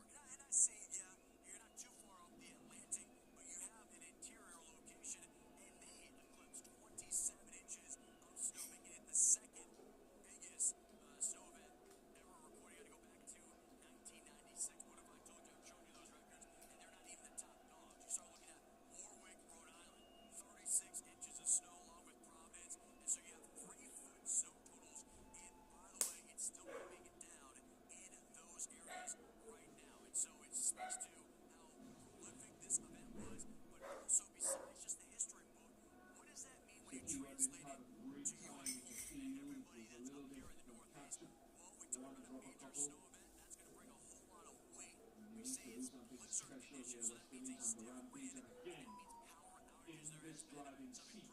She hoped that the time his men let us keep the professionalism, the fundamentals, and try to close this out for as little as possible. We have the real challenge in these next men in half overs. It's a roll off of over, or a second off of over. Another one, 2 and 2 for Pulakes Moti. He really enjoys these little overs and enjoying this service. Zimbabwe in tatters. That's a great example of using a variation. This one didn't turn it all, went straight. A little bit of break from the pitch. Pop off again. Well, you can be assured of one thing. West Indies have constantly made sure they're hitting top of off, which means they're bowling very well. So Tekiwa has had a day to forget. Zimbabwe 94 for 6.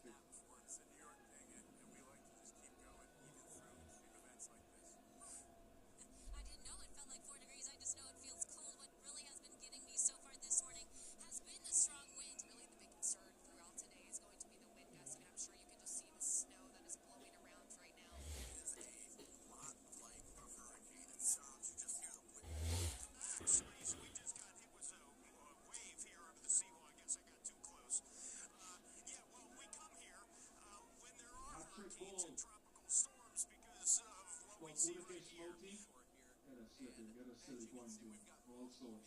Really attack. Why not? 94 for 6. Surely someone else close in. Hat-trick ball. We'll have 2 slips. Perfectly our ball.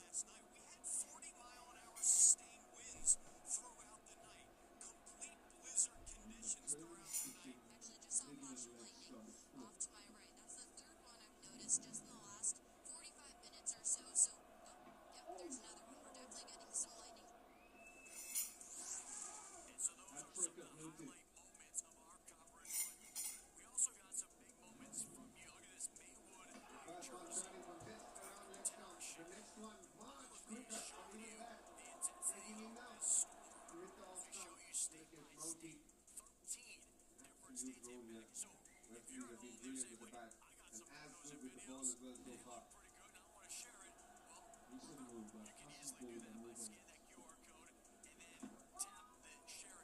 This is outstanding. 95 assists.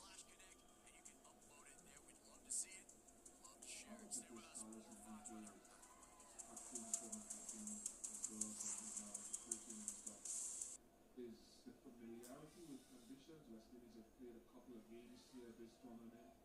This is Zimbabwe's first game in India outside of Sri Lanka.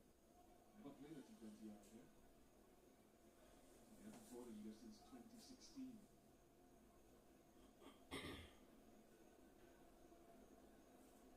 If you were asking me about what it means to have some sort of familiarity, which Zimbabwe clearly doesn't have in this ground, and it does make a massive difference. Your batters know what kind of shots to play. Your bowlers definitely know how the pitches will react. Speaking of Akil Hussain, before the